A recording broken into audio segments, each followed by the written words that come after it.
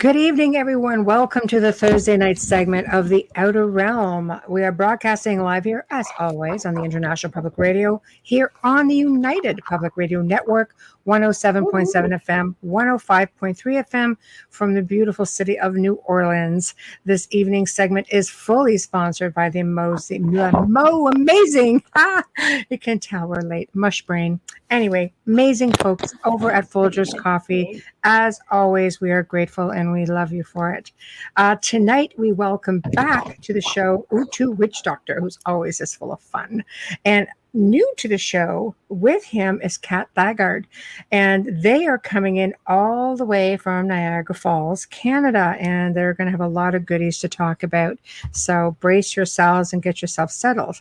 Now, as always, again, to participate in tonight's show, best to do it on UFO Paranormal Radio YouTube channel. At least Amelia can respond to you like right on, and anything else being International Public Radio, YouTube, Twitch, Twitter, of course, our Facebook network, Facebook pages. We can see it, but we can't always necessarily respond to it right away. So please bear that in mind. If you're looking for a response, please tag Amelia if you would like her to personally comment ASAP. So, with that being said, hello. Hello. I've been watching. Can you tell I've been watching The Crown? Hello. I like it. How are you? I'm good. I can't complain. You know, it's been kind of a crazy day, but otherwise, all right. Oh my gosh, I have to check on my brother. We had a tornado touchdown. And one brother's in Barrie and one's in Innisfil, so I have to check on both of them. Yeah, I hear that it's pretty bad. A tornado went through there. There's a lot of injuries and a lot of devastation, apparently. You know what? It's not the first time it's happened there. We had I won't call it a cottage because it was a large home, and people make fun of me when I call it a cottage. But we had this summer house that my dad built on the Lake Simcoe, north of Toronto. And I remember being a kid when the last huge tornado tore like kilometer after kilometer of houses away. I'm going to say hi to everybody. I know everybody's chiming in. Hello, Dolly. Well, hello, Dolly. I love that. Sorry, Dolly. I'm going to end up singing that to you when you come on the show. You have to know, Dolly. It's going to happen. Yeah. Hi to Jeannie. Hi to Michael Bowman. Hi, Michelle Millians, my dear friend on Facebook. I can't, if you need, like Michelle said earlier, in case you guys just came in, I need you to hit at Amelia Pisano Productions. I'm working on changing that name. It is my name, and they won't let me change it. They said it's a brand. I can't touch it. I'm like, it's mine. But I know. But I'm glad to see they're protecting it. I'm glad to see they're protecting it. But if you hit at, Amelia Pisano Productions, it'll highlight itself on my screen, on the larger screen, and I'll be able to respond in chat on YouTube only. I can see your comments, but I can't interact with you unless you're on YouTube. Sorry, please. Sorry. The link for YouTube is on our Outer Realm page on Facebook. It's also on our personal pages in Canada's Most Haunted and UFO Paranormal and News on the Flip Side. It's everywhere. Honest to God. If you just go to my timeline, it's open. It's right there on the top of the top. I do want to make a really quick mention without doing the whole spiel like I do at the end of the show. But for those of you who haven't voted, head over to podcastawards.com. We are we've made it to the second level, people. Woo! So that means the more votes, the better. So you'll find us under social and culture category, but you will also find us.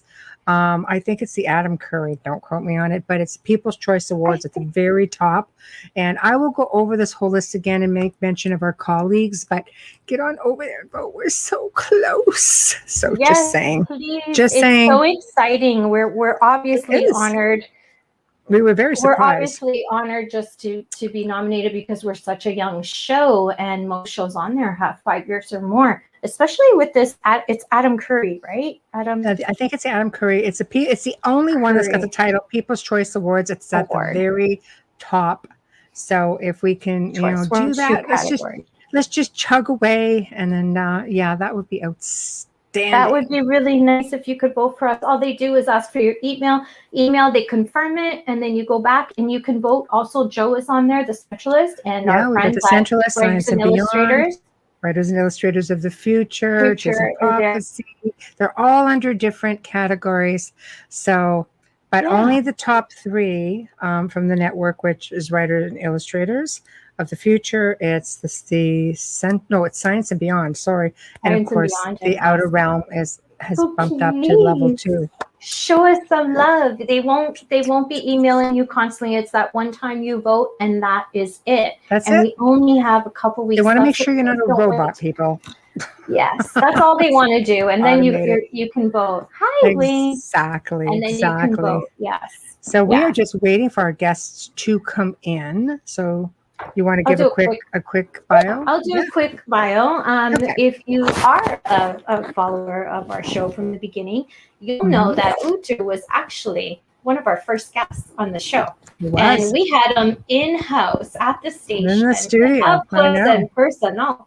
But I know, he was wonderful. Still owe me a milkshake, I have to say. Witchdoctor Utu is an author, curator of the Niagara Voodoo Shrine, and a member of the New Orleans, that's right, New Orleans, listening in tonight, Voodoo Spiritual Temple. Utu is a sought-after presenter at pagan, witchcraft, and conjure events across North America, and is increasingly now being invited to share among the paranormal community.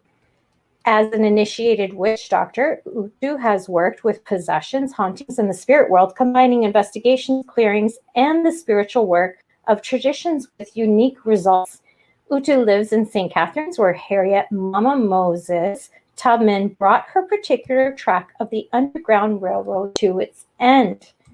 Amazing. And provides divination, cleansings, and spiritual consultations for clients. Now, tonight, for the first time, I get to meet her. She's your friend, Cat Thagard, and I hope I'm pronouncing that right, Thagard. I already love her. She called me Sugar, just saying.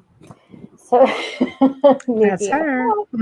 So Cat Thagard is the founder and CEO of Cat and Monkey Events in the heart of Niagara Falls, Ontario, Canada, the founder and resident witch of Niagara Witches and Pagans and head mistress, teacher at Black Cat Witchcraft, a lover of nature, spirit, and patron of the arts. She is also a diviner. That's how you say it, right? Diviner? I know I sound sorry. People say it differently. That's why I want to make sure.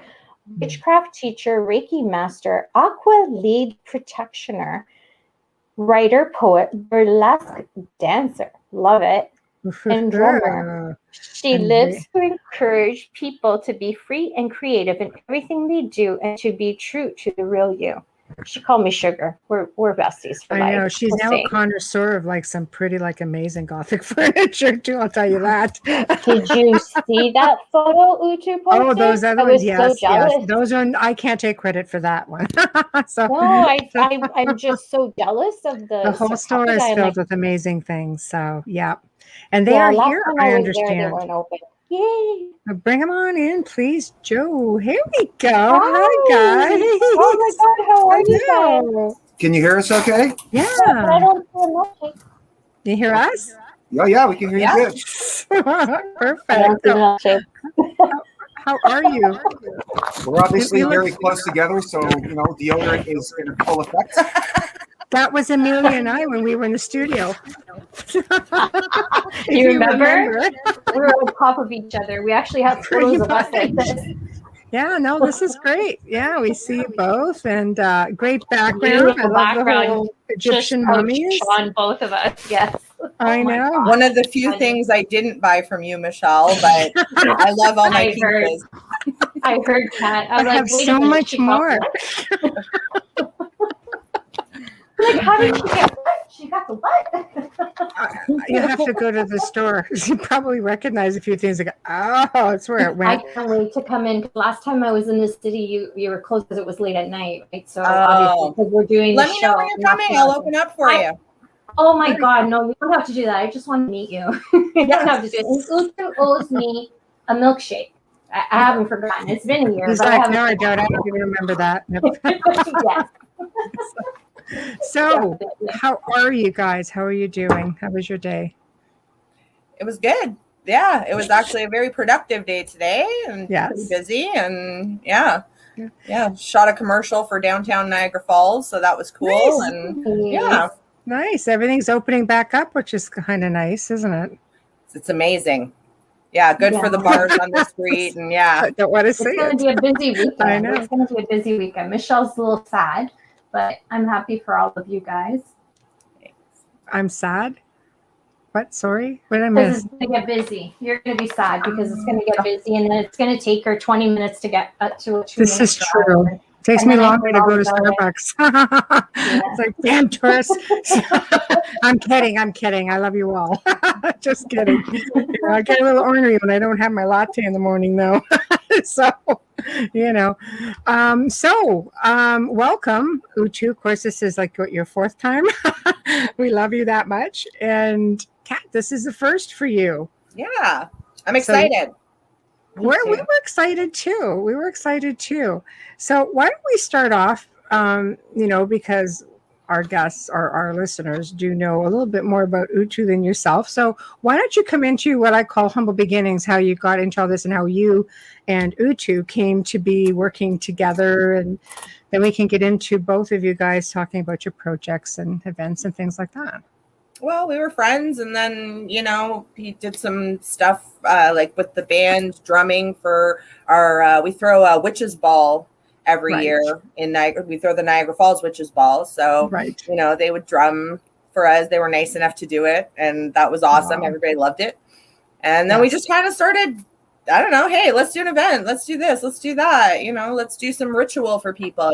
We've always done ritual at the shop, usually in a smaller setting. And then, he would allow us to do bigger rituals like outside and stuff like that. Last year was super cool because they allowed us to do a giant witches mass in the square. Like they had this road closed and we were allowed to do a witches mass out there that he facilitated. So that was super cool as well. Very nice. Yeah. So how did you come into, I always say people don't just wake up, and say, I'm going to be a witch. Oh, well. As cool of the things it is. Some people can bring it with them through their lifetimes, but other people sort of grow into it. So right. What's your story? Right. Everybody's different. I've been doing this my entire life. Right. So when I was about 6 years old, my brother was very heavily into the occult. Oh. And he got me my first spell, which I still have the box and the remnants of, the ingredients in. And I sometimes take that with me when I teach certain classes. And that hooked me. And I just knew that this is me. This is who I am. I've always had like a huge connection to trees. I've had some pretty interesting, weird things happen to me when I was a kid. And I've just always been a practitioner. And I usually kind of just, when I moved to Niagara, I kind of wanted to bring people together because I found that everybody was very segregated here and they didn't really, get together. There's lots of solitary people that aren't really into group stuff. So I started Niagara Witches and Pagans, which is just a social group. Actually, I think you're on the page, Michelle. And it's just a social group. We host like pagan meetup once a month when we're allowed to have things going. And, it's a good chance for people to get together and to talk about different topics, to practice maybe tea leaf reading or tarot card reading, or, it's just a social, fun, very laid back, relaxed thing. And there's other events that we do through that as well. But that stuff is always like a free kind of thing where anyone can just come, just so you can get to know other people in the community. And that's been a pretty big success. I've run that page for about 5 years and I'm up to like 750 members now, which is like a huge thing. Yeah, that's excellent. Right. So, do you think that, the Niagara community, were they more like closet witches? Like when you say they don't want to come out and just because maybe, is it like a stereotypical thing? What do you guys think with that? Yeah, they're very much like that. Yeah. Wow, really? Even now, it's hard to get people to come out. I always encourage everybody to come out. I also think a lot of people, because when I teach my classes, they're all very geared towards new people, beginner classes. I start with the basics so that they get a feel of what, some people just don't know what to do or where to go. So I tell them what I do and they can tweak it the way that they want to tweak it, but yeah, it's hard to get people to come out to stuff. They like to kind of stay in their own little bubbles, which is it's fine. weird because it's Niagara Falls. Like, isn't this a city where anything goes? Yeah. Right. You would Really, think so. you know? But I Yeah. think it's just a lot of people don't like, they're afraid to come out because either they don't want any kind of drama, which I'm a whole non-drama. I don't want it either. They don't want, some people don't know that they're in that community, or they are witches or whatever they happen to be. And they don't want people to find out because they're still kind of, you know, to themselves and, so to speak, in the closet about it. Right. Yeah. And then another thing is people are kind of sometimes freaked out and they don't know what we're going to do. Like, I know because a lot of rituals we do, they hear it's, you know, a witch doctor doing them. So they're thinking we're doing some kind of crazy stuff. Like Utu is going to show up with bones in his nose and just like a giant a little loincloth and little rattles and don't realize he's I more do it sometimes. sophisticated. You do sometimes? Well, okay, I want an invite when that happens because I'm going to get some B-roll for this show. It's okay. They think I travel with a crystal ball. It's no, I think it's great. No, but I guess it would be a little bit scary if people don't know what to expect, you know, because there's different levels of witchcraft. Is that right? Yeah, there's people who are very like they eat, sleep. I mean, in my opinion, witchcraft is your life. It's in every aspect of your life. You don't really have a witchy life and a non-witchy life. It's who you are. You eat, sleep, and breathe it, right? Right. But some people are not afforded that luxury because they can't practice in their home life for whatever reason. That's true. So it's nice to have a little bit of an outlet. And I always encourage people to come out and see what we do because it's not as freaky as you think it's going to be. Right. And I think sometimes they're like, oh, this is what you do? Okay, that's not what I thought. I thought it was going to be, you know, sacrificial. That's so Hollywood. That's the black side. Right. You hide that behind. You have to go to the back door to get that from Cat. No, I'm kidding. I'm kidding. Seriously. People do have a, you know, a stereotype in their head, and I think a lot of it has to do with the stories growing up, and you know, just the way the society was so shunned by the rest of, say, villages in Europe, here as well. So I can imagine that's got to be tough sometimes. It's a bit easier, do you think, now with the internet and more people exploring and researching? Yeah, I think people are a little more willing to come out and find out what things are about. And especially when they come into the shop and then they talk to me and see that I'm kind of just like a normal person and I'm not, you know, I am me. What you see is what you get, right? So yeah, but the shop is very welcoming. You know, I love the shop. I do. You're welcome. I had one that wasn't far off, you know, a few years back. And, you know, it was nice to see people come in and just look around and go, just because it's like weird stuff you're not going to see anywhere else. Right. So I felt right at home, I have to say, you know, and Wayne's like, okay, we're going to go in the store. Oh, awesome. Well, I always love it when you come visit. I love it when you come visit, and I love decorating my store with your things. Me too, because I can still visit them. I love that you have the store because it's not something you find often in Southern Ontario. It's not something easily, you know, that you just come across. So it's nice. And you're in the perfect area for it too. Yeah, I love it. We're kind of like a little niche, you know, store. I mean, it's specific to if you want herbs. We have herbs, you know, it's specific to if you're a practitioner, and it's not like every other store. And we have altars everywhere. So that's always nice for people. And Utu's kind of like my unofficial window dresser. Nice. In all honesty, I wouldn't be able to have the cool windows I have without him. So. And a fine job he does also. Just saying. He does. Yep. So, Utu, what's new with you? Obviously, you do spend time in the store, and I understand you guys have like a resident spirit there. Is that correct? Well, this building, you know, Cat is more equipped to talk about what goes on here at night. But there are quite a few objects in here, that's for sure. I'll let her tell you about them. There's a little section of haunted objects here in the shop. And you know, the thing that stood out the most that was interesting to me was last March. In March we had that little window that things were open here in Niagara. And so we managed to squeeze in this annual event we do here called Mojo Rising, which is, a combination of celebrating and honoring and teaching things that are akin to conjure, root work, North American voodoo. And so if this year we had to have smaller crowds back in March. So instead of doing something different each night, we did the same thing each night to be able to bring in certain people each day and each night, the right amount of people that we could have by safety regulations. Of course, and so the whole downstairs of this building was all set up for the ritual part. And, myself and a couple of guys from the Dragon Ritual Drummers, we brought in from my house, like really unique, historic, old initiated drums. So specific drums we use in ceremonies that are, they're archaic, they're older, they're carved with effigies, they've been blessed, they've been handed down. And so I only play those usually at my house. They stay in my home.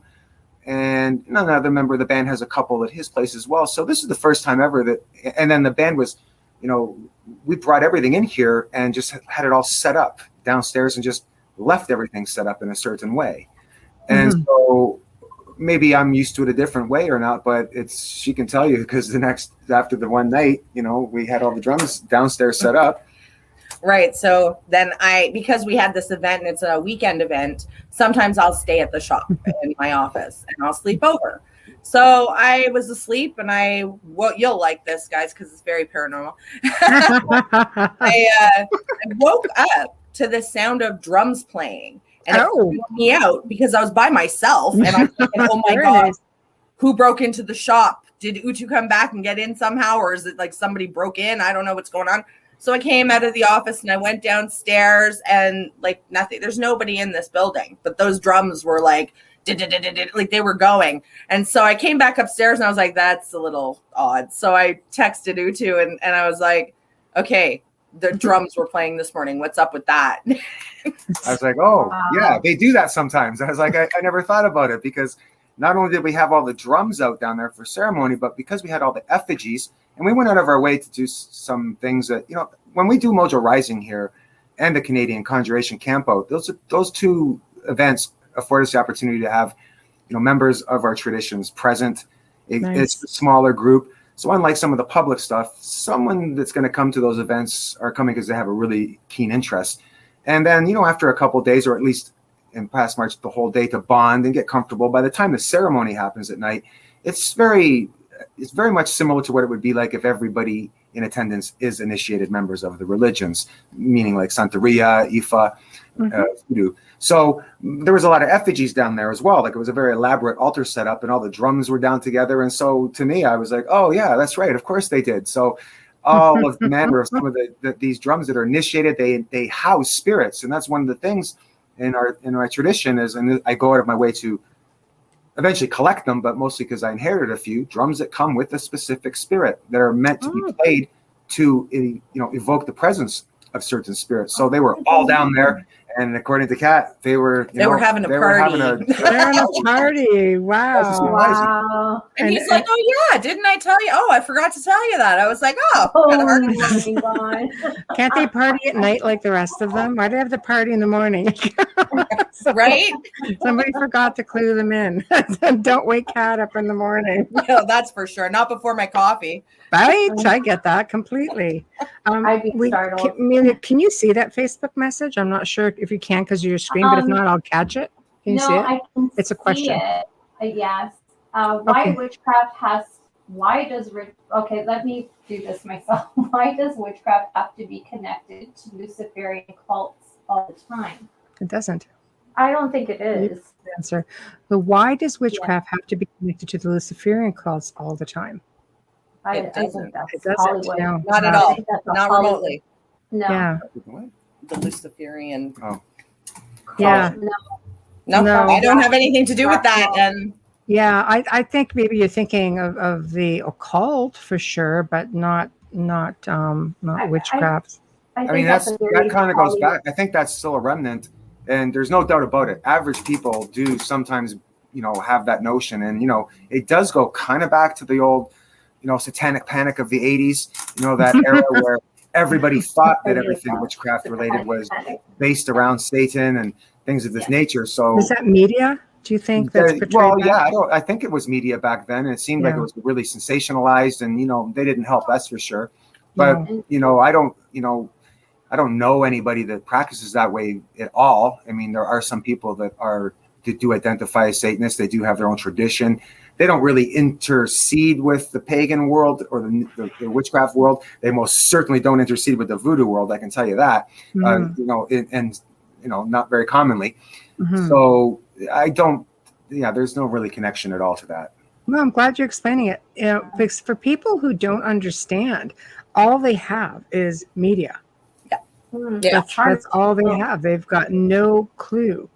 I think it's always hysterical when people try to preach things to you, and I'll throw out a few pagan things, and they're just sort of like, "Did I stump you? Would I lose you?" If anything, I kind of find these days. So it's a valid question, because certainly people do believe that. But in my estimation, it seems kind of nowadays that witchcraft, at least under the banner of Wicca, has become so accepted into society to the point where people look at it as a very benign, tree-hugging, very nature-based religion. And some of that's true. But, we all like to hug trees, that's for sure. Yes, we do. So it surprises me sometimes when people think there's still a tinge of the nefarious in there, because I feel like in many ways that it's become almost to the point where, forgive the term, like soccer moms embracing elements of witchcraft and Wicca. That's a great point. My nephew is Wiccan, and I have a great deal of respect for it. But I think what happened, what Ruff is probably referring to, is the whole of the 1990s. I don't know if you guys remember the show Charmed. Everything was a demon. Everything was the spirit. Everything was Satanism. Everything was that's dark. what sells. That's the media. That's what sells. The fear factor. Yeah, I think that's what that thing comes from. Like my great grandmother was shunned by the Catholic Church for practicing, and she was a holistic healer more than anything, which was hilarious for me when I found out. But anyways, it's sad.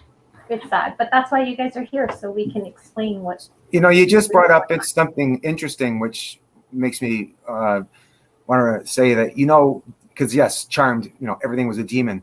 In the voodoo world, especially particular the American voodoo, Caribbean voodoo that comes out of Haiti, one similar thing happened was because of that TV show American Horror Story, and specifically the season that was called Coven. And in that show, they made the character, who was this sort of demonic death figure, Papa Legba. And so Papa Legba was depicted Papa Legba was depicted in the show as a skeletal faced, top hat wearing, sort of like, demonic death figure. And in reality, he's actually a very benevolent, when he manifests in human form as an old man at a crossroads. He's never depicted in skeleton makeup. He's never depicted in that way. That they're depicting Baron Samedi, who is another spirit associated with the graveyard and the dead of the graveyard. And to this day now, when you type up Papa Legba in Google Images, you will see nothing but images of that character from that TV show. To the point now where people are painting art, creating things to sell as, hey, this is a Papa Legba candle, and it's got a death figure on there. So it's one of these things that's been going on for years. It's like, is this ever going to be able to be, you're fixed or erased? So sometimes TV, or movies, as much as they're entertaining, can really cause a great deal of harm and confusion, to the point where people brought things to me and said, look at my Papa Legba, something or other, or look what I painted, this amazing thing that I'm giving to this temple. And I'll be like, don't do that. That's not Papa Legba. You've painted Baron Samedi. And it's so, yes, media is just, I'm so glad that you mentioned that, because it's true. I wouldn't know, everything I learn about it, I learned from you, actually. That's why I love having you on. I could talk to you for hours. But, I think a lot of people forget that it is actually that. It's entertainment. It's not fact. It's embellished, it's exaggerated. But that's why shows this is, we always say we love to provide a platform, for people at the top of their fields to be able to come in and, set the story straight. We've had so many people who have basically, whatever their field may be, going, that's not true. That doesn't happen. I don't care if you saw it on TV. It never happens that way. I'm one of them. I'm forever saying that's not a thing. It's our thing, so it's nice, like, but no, it's a great topic to cover. Like, what are other misconceptions within witchcraft or voodoo that people, lean to thanks to media or just bad information? Well, for voodoo, it would definitely be the whole, animal sacrifice, the nature of just the cruel, as if it's barbaric, or, right. Like, just no one understands. They think it's all curses related around spells and curse work, whereas all of the, like, voodoo, Santeria, which is Lakumi, but is known commonly as Santeria, and there's a few other of these religions that are centered out of the Caribbean. Mm-hmm. They're dignified religions, and yes, there's drumming involved, there's dancing involved, there's all manner of sacrament offered, but it's actually very constructed. It's various people have various roles, and it's meant to glorify certain elevated beings that sometimes were ancestral to some of the people who specifically were African descendants, mm-hmm. Were put into the Caribbean via slavery. And mm-hmm. so, or just the elements of those elevated beings that came from certain parts of Africa, or parts of elevated beings that were arisen out of the need here in the Americas, mm-hmm. against the struggle against slavery, oppression. And so it's a dignified religion. It's a beautiful expression. And, so I think that people just always think, it's like about stabbing voodoo dolls and cursing somebody. And they always say, try voodoo if this magic doesn't work. And it's like, but just take a walk down some of the stores in New Orleans. Here's your little voodoo doll for this or for this. Or as a commercial side of and now I love voodoo dolls. Obviously, we teach voodoo doll class here, and I do use them, and they do have a purpose, but there's more to it than that, So. Right. It's very complex. I don't know. What do you think of witchcraft? Well, I mean, that I've been asked countless times. Do you sacrifice babies? Do you get? I mean, the questions I get that are just out there that are, and I'm like, no. It's crazy. I'm not a reptilian. Sorry. Right. Yeah. But I also firmly believe a witch that can't curse can't heal. You need to know both sides of everything. Everything's not all fluffy and shiny, but you got to know both. You have to learn both. Mm-hmm. But it's not all about, it's not all about that. And we're not doing the crazy stuff they show on TV. Right. Not in public. Right. I was going to say, I think people just gravitate to the whole macabre side of life, really. Mm-hmm. It's not so much just, in that field, it's, our field. It's just like, it's a demon. No, it's freaking psychokinesis. Mm. I've gotten to a point where I just start sending links off to people. If you see yourself in this, chances are it's what's going on. You try to be really delicate, and obviously not in every case, but geez, in a lot of cases. And it's very difficult for people to think that you are a powerful person as an individual, mm-hmm. And I think that, in your world, you probably see that as well. It is what you project outward. It is about your energy. It is about drawing energy from the universe or the trees or the planet, and anything that you do, your music, like the drumming, for example, to be able to bring forth entities and healing and vibrations, and it's the frequencies and right. It's what makes the world go round. Unfortunately, a lot of people don't realize that. That's one of the things that's attractive, I think, to a lot of people once they establish a connection with the community, whether it's in the neo-pagan witchcraft community, if they can get into it, or the African traditional religions, if they have access to it. It's that everybody participates in the process of connecting with the divine. So everybody is literally the priest and the priestess to some degree. And so it's one of the few religions that both of them have in common is that there's a religious aspect to it, most certainly. But then there's also this sort of sorcery aspect to it, where there are elements of things that get done that you have to do, as opposed to, in most other religions, it's the clergy, the priest, that will do the sacrament or that will, do certain prayers. But of course, for people that are Catholic, they'll find a great deal of similarity with propitiating certain saints and making sure that saint effigy and candle that has certain offerings of flowers and food and drink and things in a shrine set up to honor or glorify it. So that there's that commonality too, but people do feel like they're at least participating in the process. And so that's very liberating for people to, and then is giving them the ability to grow in their spirit and to connect with a different world that other religions just don't really focus on the mysteries in nature, And so that's the thing I think a lot of people are attracted to. Yeah, but that's a good point that you make right there. And I feel that people, I think so many religions are institutional, like you have all these, you do have your rules and regulations, but it only counts if you're under this one roof, and I think part of what you guys are showing, and obviously it's a pagan lifestyle, which it goes back to the earth. It goes back to everything, nature. So when you say nature, yes, it's nature, right? I always tell people, hug a tree, man. It loves to share its energy. Just hug a tree. So how many times I've done that? Exactly. Just get out there. It's true though. People think, oh, that's this is the most ridiculous thing. It's not. Do it. Just try It's it. not. Right. Trees talk to you. Right. Trees will give you messages. Trees will. I work with them all the time. I use parts of them in tons of my magical work. Whenever we're in Salem and I'm like in the back hugging a tree in the yard, and he's like, I can see you there for a minute, like There she goes again. Yeah. Right. You commune with Hugging a them. new And when you tree. commune with anything in nature, if Yes. you are open and if you, pay attention, you're getting messages, you're getting, things from that. It's a living being. Without trees are most important to me. I mean, without them, we don't exist, right? There's no air to breathe without some trees. They are the givers of life.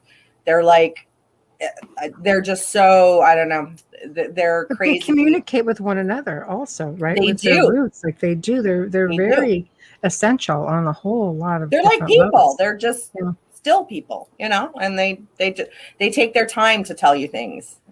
No, it's true. I always say go and just do an exchange of energy with them. Even if you just sit at the base of a tree and just sit there and meditate and just, accept its energy. I've told so many people that and they just look at me like I've got two heads. I'm just like, no, for real, do it.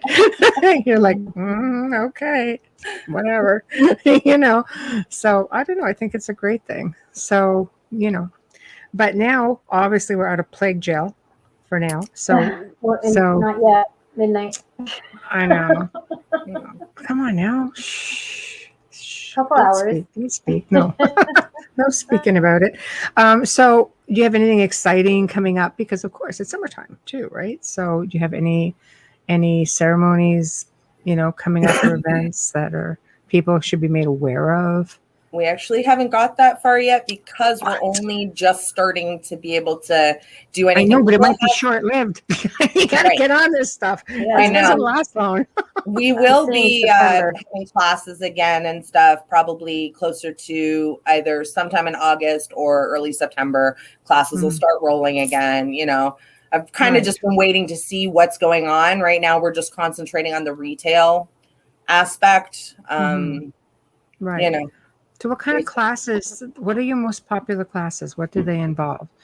Well, the Witchdoctor does a class with the making your own besom, so broom making. Okay, I was going to say, so for the layman, this broom is what making. exactly. So Okay, he makes just keep these us like, cool what was that? brooms, shows you how to Spell make it. a cool broom and everything, and everybody loves it. And it's not just about the making of the broom. The thing that I think differentiates his class from other classes is the fact that he enchants the broom as well and shows you how to enchant your broom and Okay. work with it, right? So that's a really great class. My most popular class is always Love Magic, which is not my favorite class, but it's the one that fills up the quickest. I'll tell you that.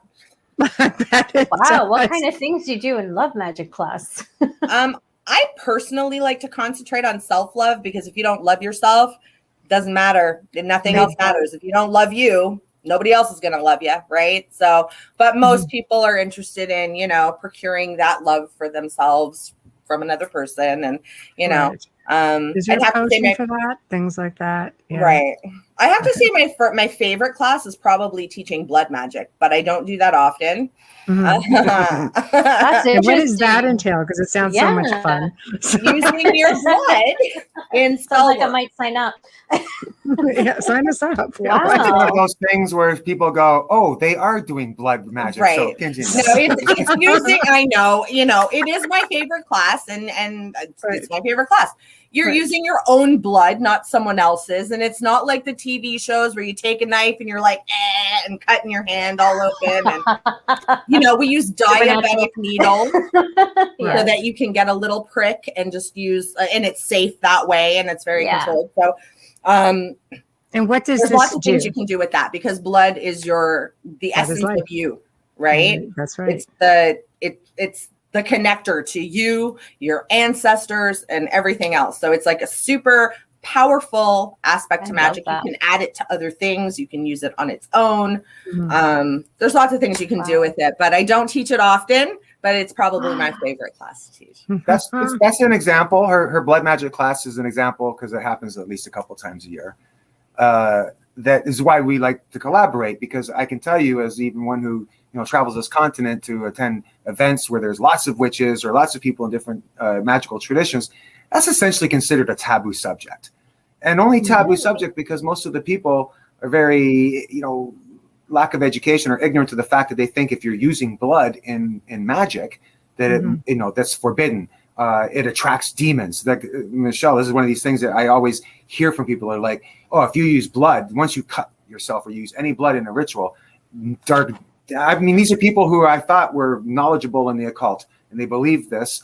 And maybe if you wanted to go that direction, it might be possible, but it's just not really the case. And using blood in magic is one of the most ancient practices amongst humans. We have, there's colloquialisms and passage rites throughout humanity in the exchange of blood, and it's initiatory thing. So the fact that this is what she goes towards and helps teach that is awesome. And so that's why here in Niagara, we kind of, all our crew sort of pushes the limits of, not because it's controversial, but it's because it's reality, and we want people to learn things out of our community and our collaborating, crew that we work with, to get something that's tangible, knowledgeable, and get the truth, and then discover the true power of it.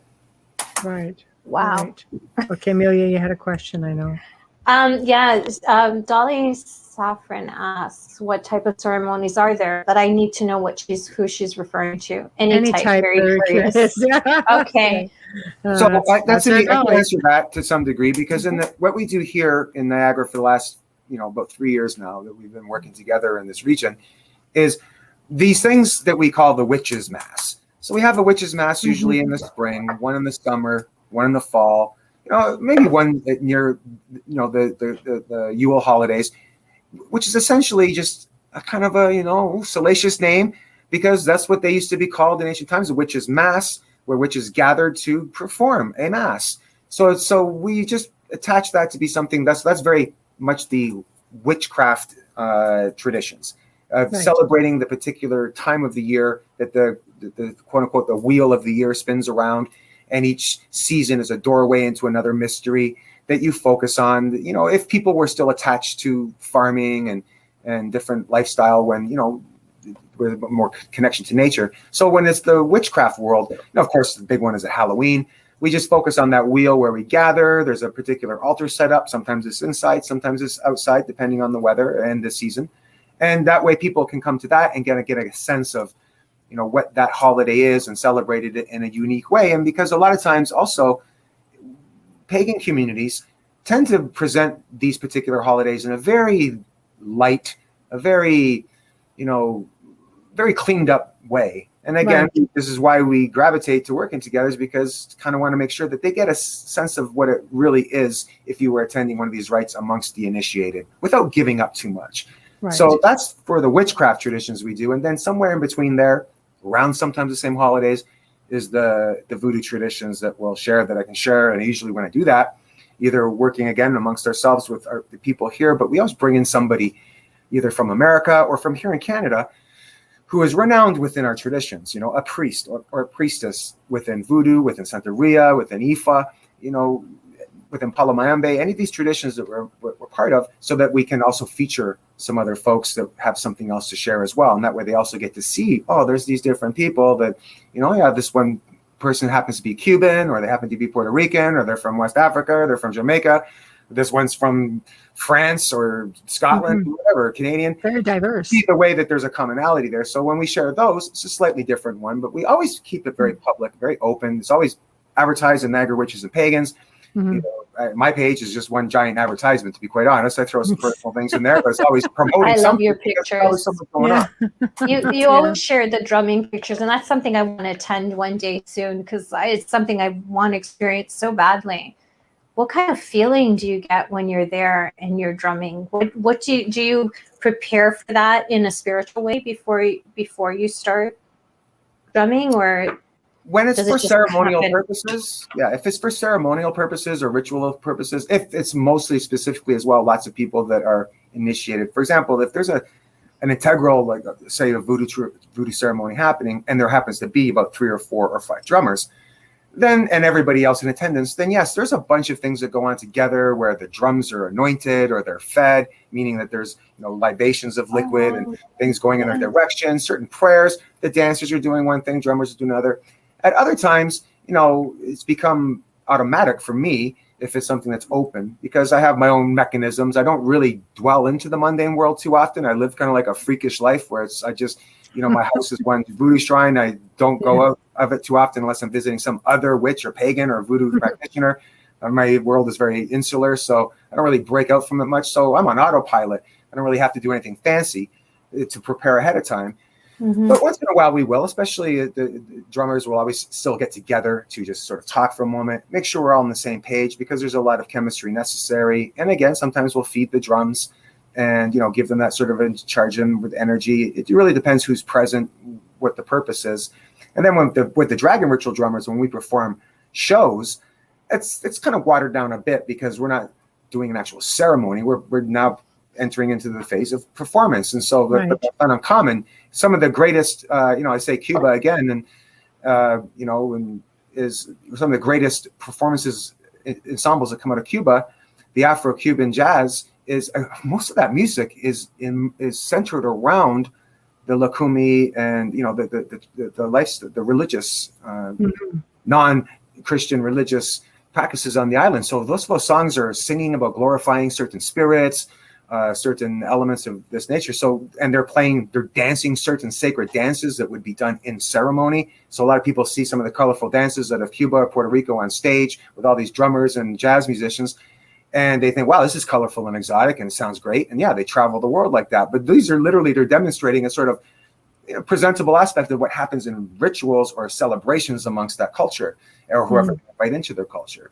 So when the dragon ritual drummers perform, we're kind of doing that now. We're sort of demonstrating multiple rhythms. We play a lot of ones that come out of the New Orleans drum culture, ones that belong to the Voodoo Spiritual Temple at least, and the rest of them we kind of play we've created ourselves to sort of just be something that is an exchange for the crowd. So that's very fun, because we know that there's an exchange of energy no matter what, and we at least endeavor to bring that if we're playing live, that the people in the crowd are going to feel like they're connected to us, talk a lot between songs to explain rhythms and get everybody into it, to clap and dance. And we do explain a little bit about, this song is about this particular spirit that comes out of the swamps of Louisiana, or this next rhythm is about this particular elevated being that comes out of, the Yoruba region of Nigeria, and we sing and we play the rhythm, and, and people, kind of get a little education as well and get a little global taste of things. That is beautiful. So pretty similar too, because we stream out of New Orleans, and that's a big, voodoo and witchcraft community, and a lot of it has become very commercial, but a lot of them are all in the background too, right? So that's always fascinating. But I don't know, I haven't even been there yet. So my daughter's like, "Oh, you gotta go! It's so much fun." So she comes back with all these voodoo doll souvenirs. I'm like, okay, what am I supposed to do with these? Well, I can think of a few things. Give me a lock of your father's hair. No, I'm kidding. Kidding. Well, I'm just going to cleanse you with light. For anybody, right anybody in the city of New Orleans, or anyone that's listening, most of the people in the city don't need to hear this from me, but even people thinking about traveling, but you'd be surprised. There are a lot of locals you know, to get a great experience is to go visit the Voodoo Spiritual Temple on 528 North Rampart Street or 14, North Rampart Street, Voodoo Spiritual Temple.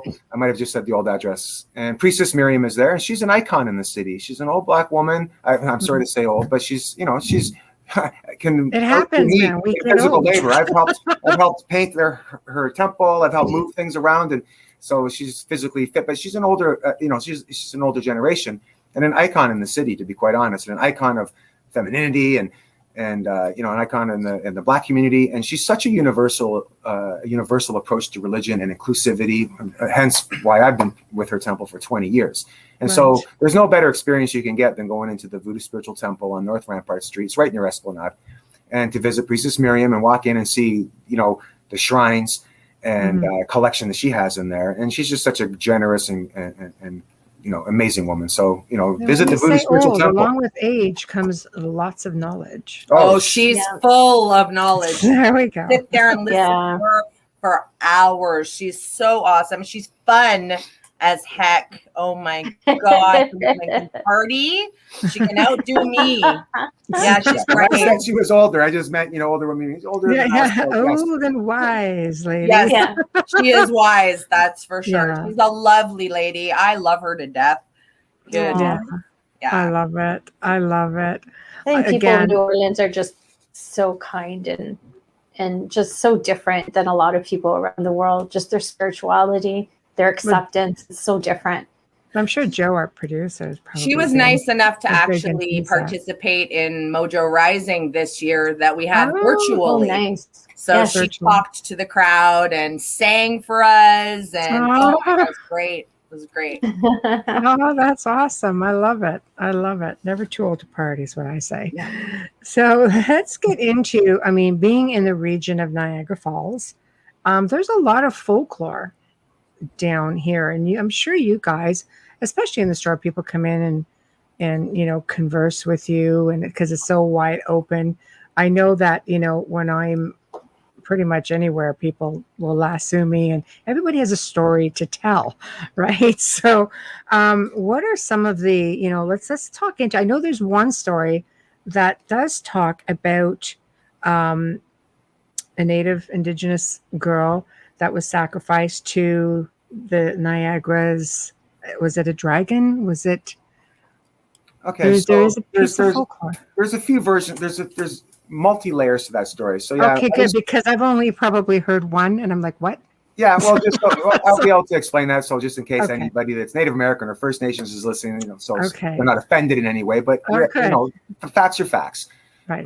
Yeah. So we obviously have talked, having been on the show before and meeting in person, that, you know, and we all agree that, you know, the Niagara Peninsula in and of itself is a very unique place. Where it's a peninsula, it means there's water on all the sides of it, or three of the sides. We have two Great Lakes and a river connecting the two Great Lakes, and you know, there's an escarpment and this flow of energy, and you know, the Great Lakes are going out from Lake Ontario to the ocean up through the St. Lawrence. So there's a movement. There's a constant movement here. Lake Erie pouring over Niagara Falls into Lake Ontario that runs out through the St. Lawrence to the ocean. So that's, you know, heavy, you know, kind of cosmic energy. And so the very first indigenous people that, you know, put down roots here in the Niagara Peninsula, they lived here for a very long time. So it wasn't the only place in North America where indigenous people stayed instead of traveling seasons. It's because after the Ice Age, there was a great deal of you know, fertile land. You know, fruit trees and nut trees were growing naturally. There was so much fish and game and protection from the climate because of the Niagara Escarpment. So that means that people lived here for a very long time. And so that puts this region into something that's similar to, for example, like, you know, ancient Samaria, where various people kept coming in and through invasions. And, you know, let's not be romantic about it. Other Native American nations came and invaded the region, but there was still a sort of mystery and religious sort of like connection to the land that was handed down or adopted. And so one of the people that were here for quite a while, going back with, you know, we'll just call them the mound builders. You know, that's what they're famous for. It's the same nation that was all the way southern Ohio that built the different mounds and built mound effigies for various reasons. And they were the same nation that came up here. There's still two burial mounds in Lewiston, of course, on the other side of the river. And there's, you know, human remains of the natives that were living there. And even in Ontario, There is some just outside of London, Ontario, and then there's some up near Rice Lake, near Peterborough, and that's the last of the remnants because most of them were destroyed because of farming. So there's this sort of like ancient connection still to the land where people were constantly venerating these ancient horned serpents, and that's what they're depicted as. And through all the mythologies of the Native American world, from coast to coast to coast, do possess these mythological creatures that were giant horned serpents. So is this what serpent mounds are about? Yeah, that big serpent mound down south is depicting the sacred, and because in the ancient times they were revered as this sort of entity, because nature used to be a bit more unpredictable back then. And that's the same as dragon veneration in ancient Egypt, or in the Middle East, or in Europe. At some point, new religious ideology, new sort of ideology that said, you know, we're not so subject anymore to cataclysmic floods and ice ages. Things have been controlled now. And so that's where the mythology across all of humanity is, where the dragons are slayed. It means that you know, the ancient nature power has been subjugated. And so this it's the same thing here. It's just not something a lot of people spend time on.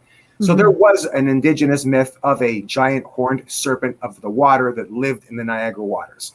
Right. Its cave was behind Niagara Falls. Right. And it was considered, and to this day still. So, you know, the Iroquois Confederacy, you know, they were the ones who brought the sort of the structure to the mound builder culture, you know, and they kind of all the way from Ohio to Niagara, just north of even into Northern Ontario, they brought with them the mythology of their sky god hero slaying a giant horned serpent, basically all the PowerPoints and freeing a human maiden that was that serpent's consort. This is all throughout the mythology, all throughout. And so that happened here. The Iroquois eventually on the American side kind of were so structured, and the Niagara region was still inhabited by people. The name comes from the Niagara. There were a buffer between the Huron and the Iroquois, and so they still venerated that serpent. When they were routed in a war, right around the time the French colonized this region, that's when their myth was put. Their sky god hero slayed a giant dragon at the brink of Niagara Falls in this epic battle of lightning and thunder and killing it and wrapping it and sliding into the water so there would be no more. But really, the Tuscarora, who don't live too far away, they still revere it as an ancient primal energy, but is serpentine, has horns, can speak to humans, will help humans, if the human is deemed as a worthy person. So essentially the myth was that there was a plague here in the Niagara region, and that a sacrifice was offered to the serpent being, and it was specifically a woman, a maiden. That's what the maiden of the myth is kind of loosely based upon.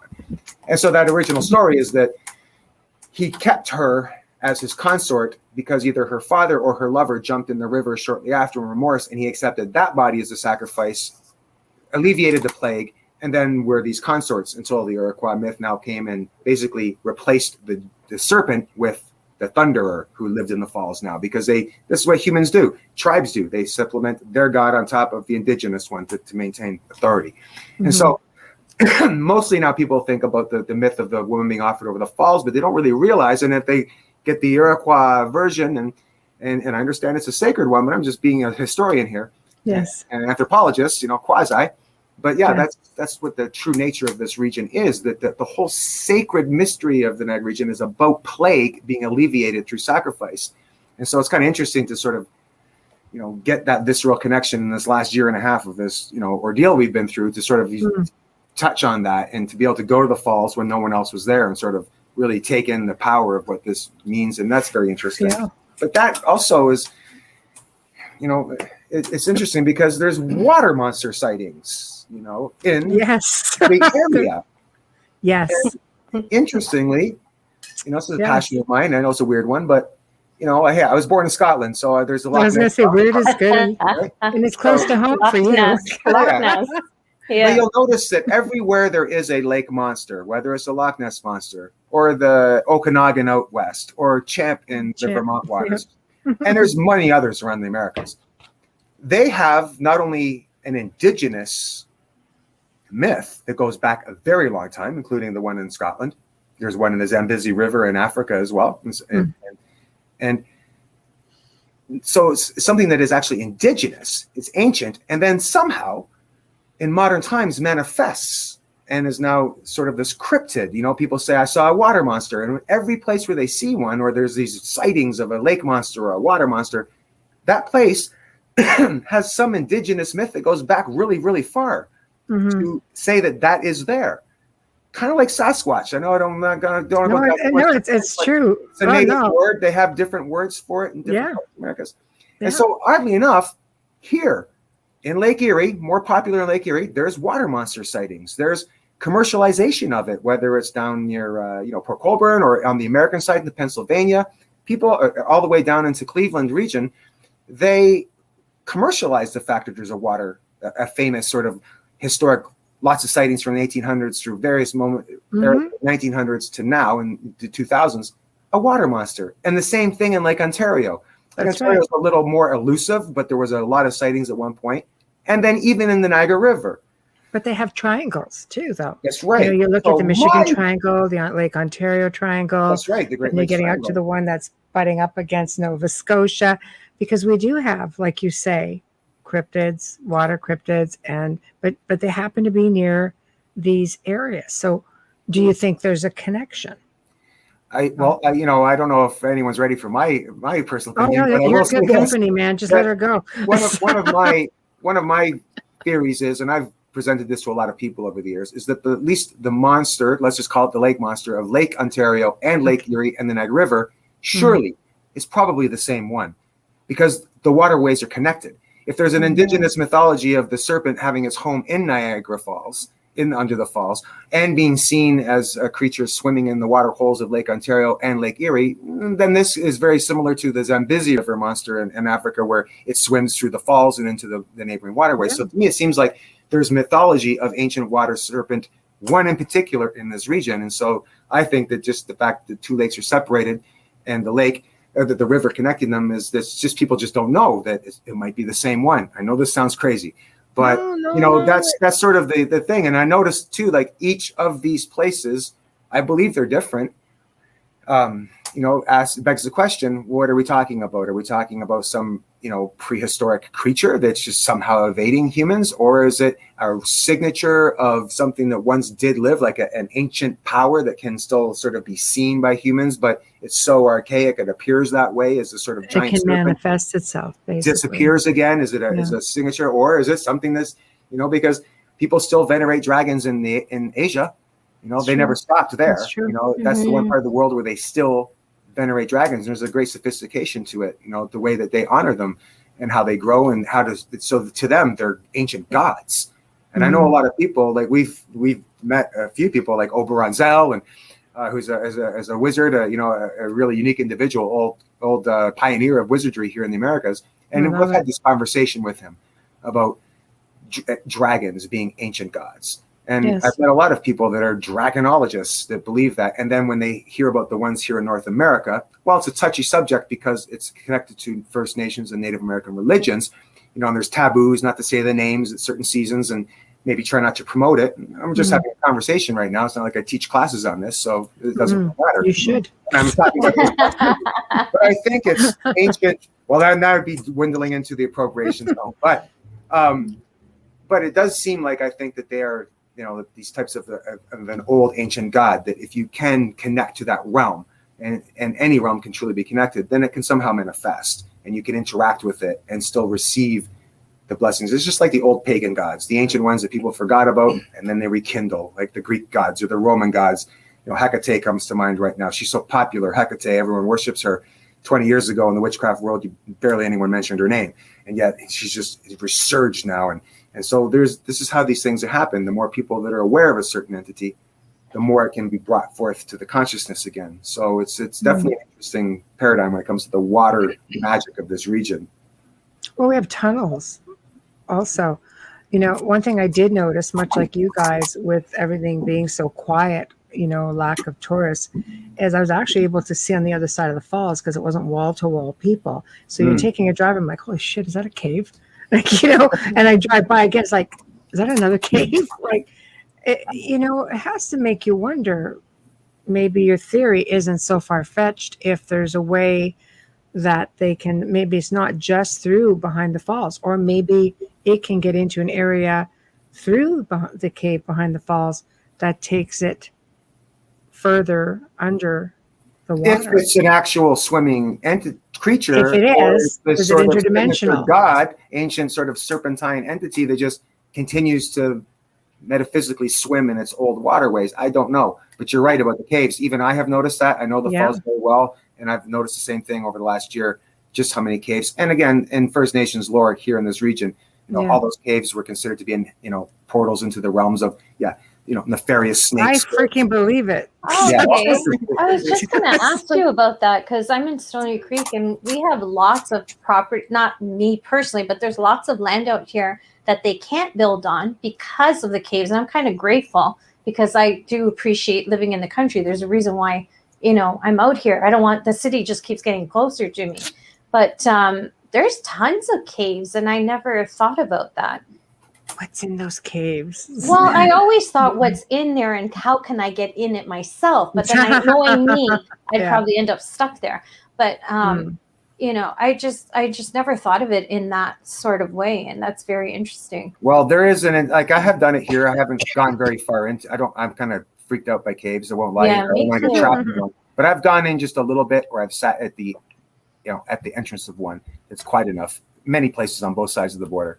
And cave magic, once again, is a particular type of magic. That is a place. It's a portal through subterranean connections into the very belly of the earth. And so there's certain winds and certain entities and certain spirits. And again, every cave, especially if it's somewhat older, humans were doing ceremonies in there. It's kind of like a haunted property that people have constantly been going to. There's this sort of signature, and every cave has one.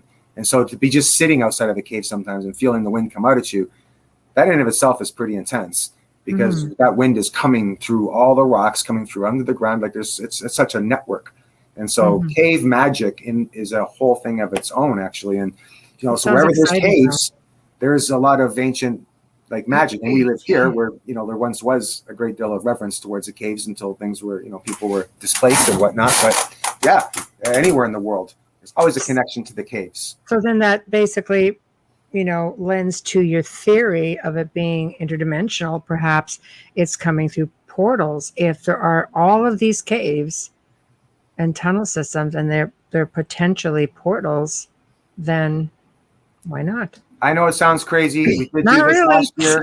No, nothing's crazy. Last year we had a ritual here, an open ritual about dragon magic. And we had a lot of we were lent, exquisite fossils of dinosaurs that we could use that night for people to lay hands on, everything from dinosaur eggs to it was unbelievable. Wow.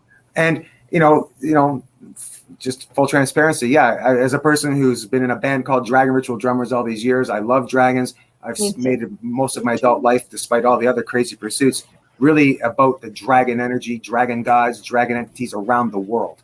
And so I do believe ultimately kind of what the crazy old wizard Oberon Zell says, or leads to, and he's not alone in that I think that most of these are an ancient type of god. That go back to, let's be honest, dinosaurs did exist. They were here. So is it the spirits of them? Some have that idea that it's like the ghosts of dragons are, a signature of when these creatures did walk the earth or swim the waters or fly in the air. So to me, they are some sort of an ancient god. That is, much like the ancient other pagan gods that are sort of forgotten. And that goes for here in the Americas, Asia, Africa. You're not far off. If a spirit person, an individual, can leave an imprint of itself or can manifest itself in spirit as energy, I believe, even aside from your theory, of gods, because there were many gods, that's sorry, people, just send your hate mail to our producer, Joe Montalto. Don't say that to me. Just saying. United Public Radio, it happens. Not trying to ditch anybody's religion. Okay. Yeah, I'll just leave it right there. But if they and we as people can leave an imprint of ourselves, why couldn't any of these majestic beings do the same? You're catching, maybe a residual energy, or maybe you're just catching it in spirit. That's right. I mean, they lived here. Let's just say, dinosaurs, as what we think, lived on the earth and ruled it for hundreds of millions of years. Correct. Humanity, as far as we know, has barely 1 million years from the most, primitive form if we did evolve in the way it is. But either way, what we know kind of right now of humanity is not even a blip. And dinosaurs, according to what they know, were here for hundreds of millions of years. So their signature is all over this earth. And I'm sure that in ancient times when they found fossils of a dinosaur head, that might have been why we paint them as dragons somewhere. But so I'm not saying that they're ancient gods that transformed into reptilians. I just mean that they were an ancient power. And it's primal. So it's a primality you're connecting to. So the water dragon of the Niagara region, for example, it's about water. You know, it's not one that's in the mountains or one that's in the desert, which there's those all over this continent like that. This one's water, and water is about healing. It's about, you know, we have the mist. There's a subtlety and a mystery to what that particular one was about. So they all have personalities, and people that are really immersed in dragon lore, you know, even though they're, you know, crossing into different cultures. But again, I was born in Scotland. Dragons are part of my culture, you know. So, you know, Scottish ancestry. I'm right with you. You know, I'm just really interested in, and I'll just stop with every little bit of folklore, right, or oral history, there comes at least a grain of truth, if not a lot more. Nobody just popped into their head one day and says, you know what, this is a thing. It's like somebody in the area saw something, and whether it was a fish that was this big, when it started ended up this big, or whether it really was this big to start with, and it was like a thing, you know, like it started with somebody seeing something. And when you start looking at the similarities, let's use dragons, for example, when you start looking at the similarities throughout different cultures in different parts of the world, you know, I did a whole show on dragons. It was great. Oh, wow. But they're there. There's you know, it doesn't matter which culture, they're there. You have monarchs from, you know, let's say, well, again, we'll go to the UK, you know, who use dragons as part of their emblems. That's right. Coat of arms. Where did it come from? It has a huge representation. Right? Getting into the Arthurian legends of the Pendragons. Like, where did it come from? Almost the sort of like, again, a lot of people, when I talk about dragons, or we're doing this and talking conversations, people start going, okay, Harry Potter, settle down. But there's a great deal of sophistication there. Once again, is because even the ones in Europe, like you referenced, other parts of the world, they all, everywhere that they are around, even here in the Americas, they represent an ancient power from an ancient time. And so that's their mystery. And so when people are using the dragon, for example, for their heraldic purposes, the royalty, they're claiming an ancient power of that land. You know? That's right. So there's a great deal of symbolism and magic to that in and of itself. There is. You're on the right show. Don't worry. Amelia will like this story.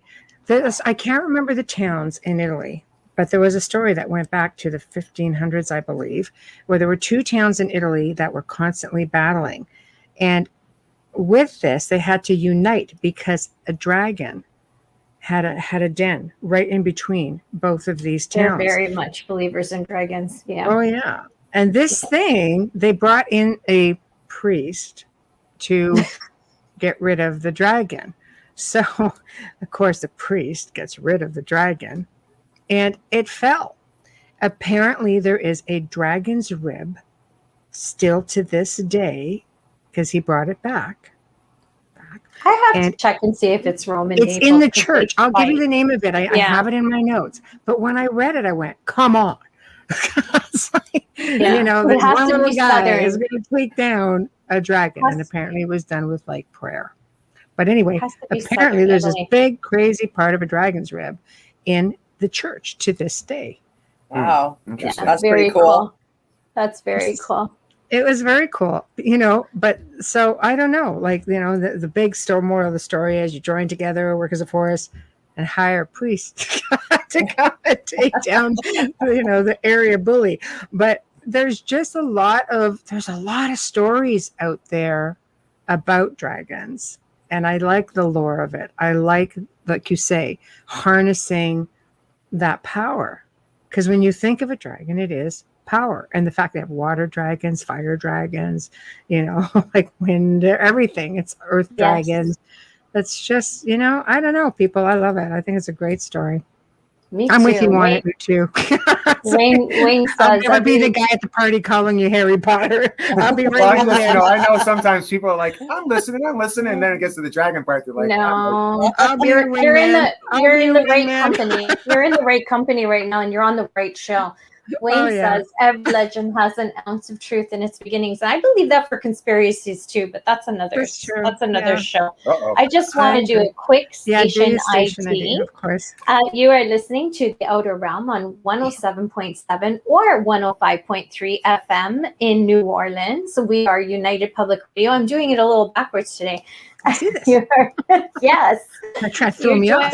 You're joining Michelle Desrochers and myself as we welcome special guest Cat, Thagard, and Utu, Witchdoctor, who's been on the show a few times with us, and we love having them back. And it's nice to meet Cat, coming all the way from Niagara Falls, Ontario, Canada. And we want to thank Folgers for fully sponsoring this show tonight. I'm like, because we're running late today. Fully sponsoring our show tonight. We'd love you guys. Folgers Coffee. My camera is opposite, so whenever I put something up, it's always backwards for me. That's why I look kind it's of funny all about when I'm the doing logo. that. Everybody knows the Folgers backwards. logo. Yes, There everybody we knows go. Folgers. Thank you, Folgers. We are United Public Radio. Thank you. So here's something about Niagara Falls that a lot of people don't know, and everybody knows and loves this individual, Nikola Tesla. Speak. He's not Italian if you don't know him. He is not I Italian. know. Oh There we my go. God. So one of the people that I like to work with, like Cat too, he wrote the foreword in my book. Cat has had him and his wife, Baba Ted Zhao, and his wife is Kate Zhao, Lady Kate Zhao. They live in Grand Rapids. He's a prolific author, has written a lot of books, and he's a priest he's Indonesian descent. He's a priest in the voodoo religions like myself, and so we're colleagues. And he came here to Niagara quite a few times because of the annual conjure camp we were doing. He was a regular guest at it. And, one of the things that he sort of connected for me was this idea, because he loves Nikola Tesla. He's all about his, because there's a great mystical sort of lore to him. Because then at the end of the day, he's also kind of become this sort of, what's the word, like a technological sort of ghost in the machine of the Niagara power system, because he created it. Wow. Nikola Tesla came to Niagara to demonstrate that they could be harnessed for hydroelectricity. That was him. He did it. So that's why there's a statue of him near the falls. On both sides of the border. Okay. Really? A bigger one in Niagara Falls. That's a big deal. If you are bending the law a bit, the one in Niagara Falls, he's sitting in a big chair. He's much bigger. You can climb up on his lap. That's all fun. The one here on our side, which is just around the corner from Cat's shop here in the Falls, is a slightly smaller one, but he's standing up, still cool. And of course, he also was helped do a lot of the consultation for making all of the sort of the industry in Hamilton. Hence, there's a street they finally named after him, Nikola Tesla Boulevard, because he was involved in this whole region. Yes. And he believed in this sort of notion because he had some new age aspects to him. Think about the level of pioneering of technology, and he kind of blended the world of the spiritual and the technological together, and he drew a lot from Hindu mysteries, a couple of yogis he specifically gravitated towards. And so he had a unique, tapestry of spiritual beliefs, for a man of his culture.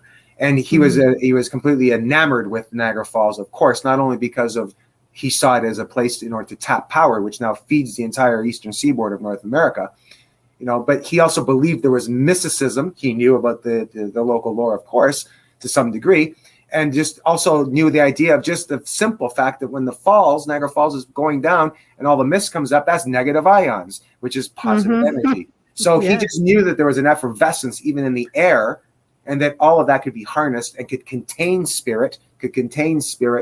And in a way, he left his signature in the electrical work because he believed that was able to hold spirit, it's very interesting. And so now that he's sort of becoming more known, because he's become sort of like this a renaissance of popularity, right? In the last 20 years, movies depicting him, and all of a sudden, this sort of, the new worlds have become sort of fascinated with him because they realize not just a car. That maybe he, he's not the car at all. He kind of created in his mind originally, like if you read it, like the idea of Wi-Fi in the early 1900s. He believed in this, and he was able to power, the famous expo where he lit everything up, and it was all through different ways. Like the man was a genius and using different types of technological aspects when it comes to electrical currency. So, the fact that he's become this sort of folk hero. Now, he's been entombed or installed as statuary on both sides of this crazy place where he made the falls, become what they were as far as, the technology to power in, hydro, that he's almost become deified now in a strange way. And this is what we call it in voodoo, is that he's become elevated, and he's being venerated now by people that normally wouldn't say, oh, I really hold this person in high regard, but there's people that like literally kind of like venerate him in their own weird way.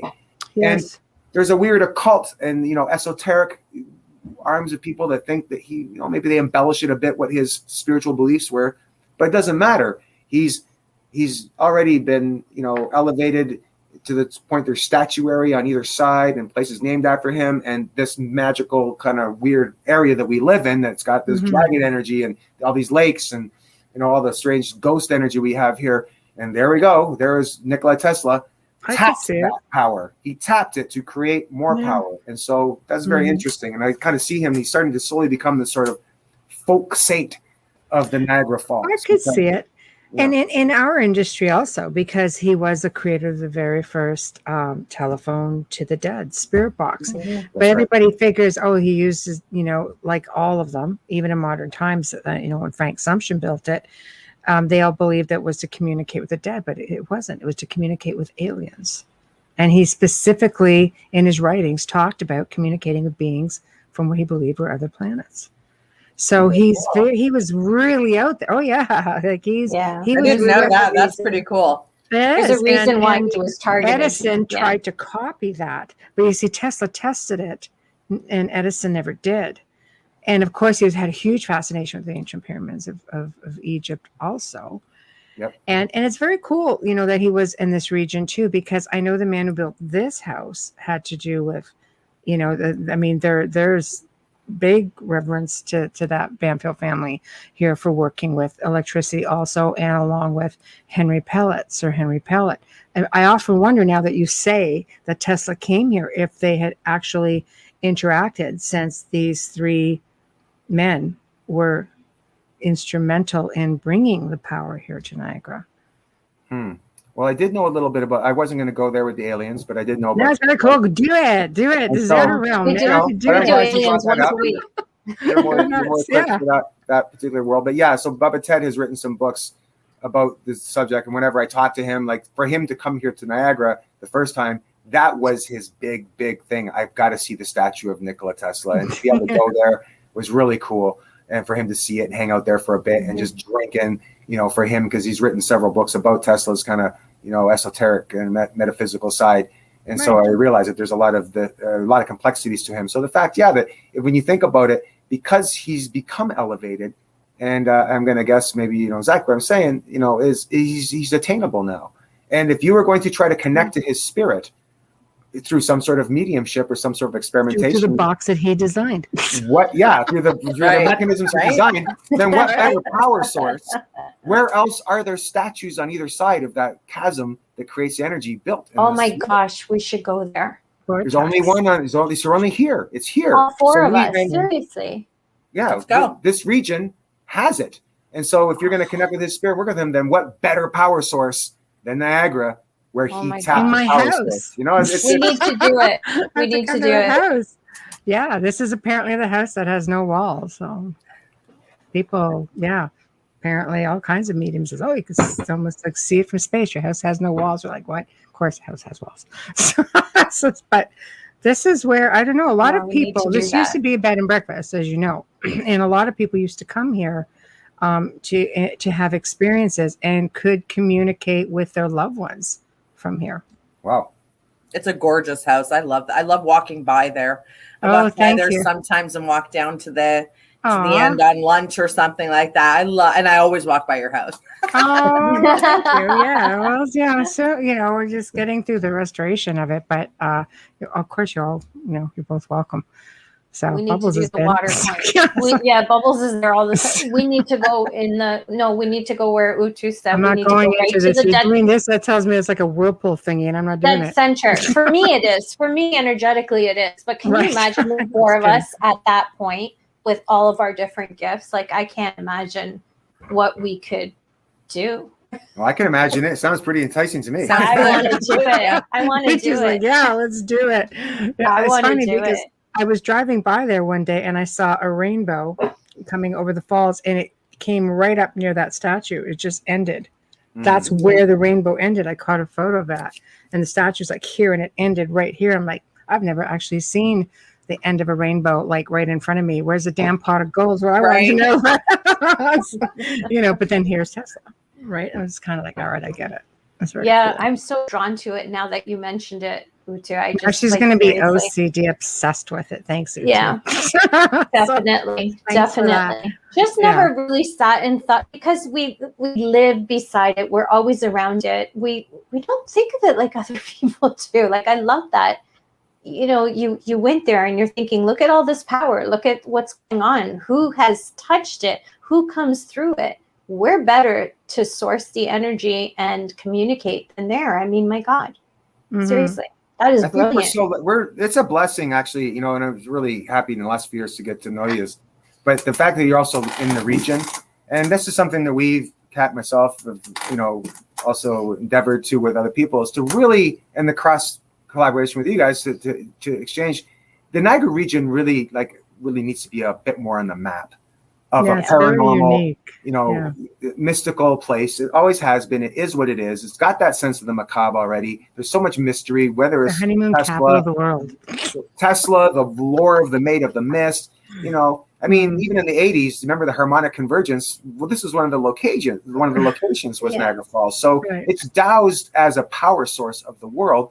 We have the most ghosts per capita, supposedly, in the Niagara and the Lake region. Like, the whole place is unique. God, most haunted town in Canada. And so that's what we've been trying to do in the last few years, is continue what we've both been doing in our own right, but to really sort of put this place on the map more as a place of a destination for this sort of thing, for the paranormal, for voodoo, because there's even Underground Railroad lore here coming through this region. So there's so many elements of spiritual reasons and mystical and magical and unique reasons to sort of tap into the power source of Niagara.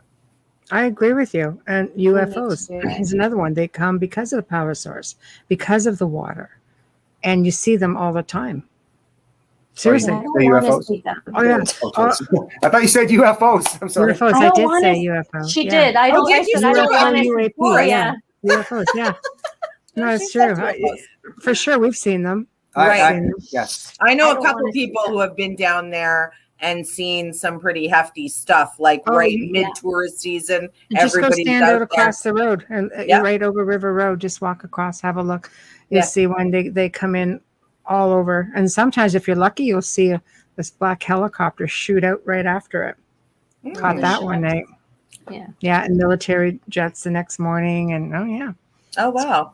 Well, you've probably heard of, Michelle, the Port de Lucy lights phenomena. That's down. No, tell. Get out of here. It's kind of dying out. Actually, about a year ago, I went searching on the internet for it because I'd read it in books before, and all the locals talk about it. So they call it the Port de Lucy lights, which is essentially, and I have luckily I was smart enough to photocopy things out of this old historic book, so I still have the paperwork of it. But the Port de Lucy lights is because looking from Lake Ontario, Port de Lucy region out towards Toronto, was famous for a while for all of these crazy UFO sightings, to the point where this guy who was an American military air traffic controller kind of knew a little bit about what was going on, and said that he made a passion of his, moved into the region, and said, I know because of my old clearance that it's not military from Americans coming over here. He said, so he was interested in it, and it's just, they're basically lights that just seem to move in the most craziest of ways.